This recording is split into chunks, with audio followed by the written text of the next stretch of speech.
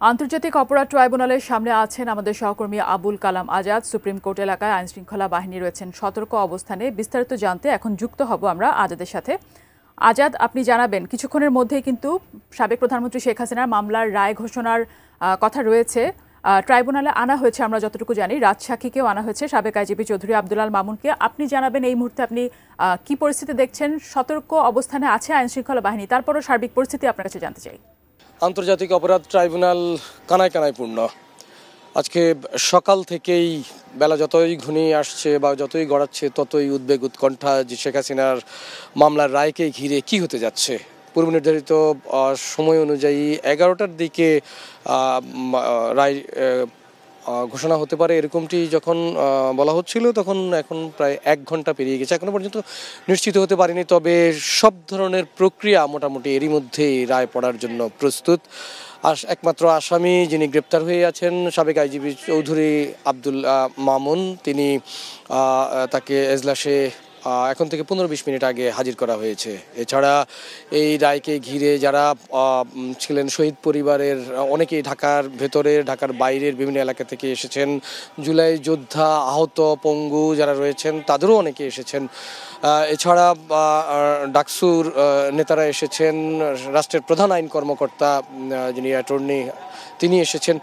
এরকম আরও অনেকেই এই রায়টি শুনবার জন্য এসেছেন, অধীর আগ্রহে অপেক্ষা করছেন কখন এই গোলাম মুর্তুজা মজুমদার, আন্তর্জাতিক অপরাধ ট্রাইব্যুনালের যিনি বিচারক, তার বিচারপতি, তার নেতৃত্বে আরও 2 সদস্যের রয়েছেন, তারা এই রায়টি পড়া শুরু করবেন। এরকমটি আমরা এর মধ্যে জানতে পেরেছিলাম যে মানবতা বিরোধী অপরাধের ঘটনায় 5টি অভিযোগে শেখ হাসিনা সহ আরও 2 আসামি রয়েছেন, তাদের বিরুদ্ধে রায় ঘোষণা হতে যাচ্ছে। এরই মধ্যে আমরা শহীদ পরিবারগুলোর সঙ্গে কথা বলেছি, তারা সর্বোচ্চ শাস্তি মৃত্যুদণ্ড বা ফাঁসির রায় চেয়েছেন এবং অন্তর্বর্তী সরকারের আমলেই যাতে এই রায়টি কার্যকর করা হয়, ভারত থেকে শেখ হাসিনাকে ফিরিয়ে এনে, এরকমটি তারা দাবি জানিয়েছেন।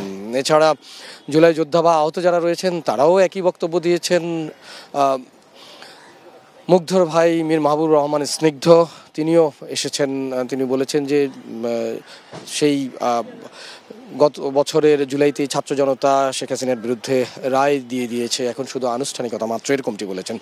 তো আপনি জানেন যে এরই মধ্যে যুক্তিতর্ক উপস্থাপন, সাক্ষ্য গ্রহণ সব কিছু মিলিয়ে বেশ কয়েক দফা বলা যায় শুনানির পরে আন্তর্জাতিক অপরাধ ট্রাইব্যুনালে গত বৃহস্পতিবার এরকম তারিখ নির্ধারণ করা হয় যে আজকে এই রায়টি ঘোষণা করা হবে 13 নভেম্বর।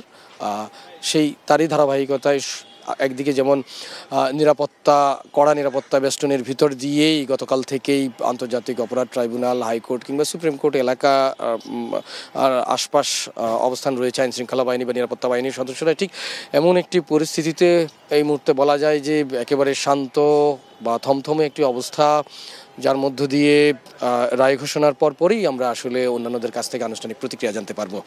এখনকার মতো এই ছিল আমার কাছে সবশেষ।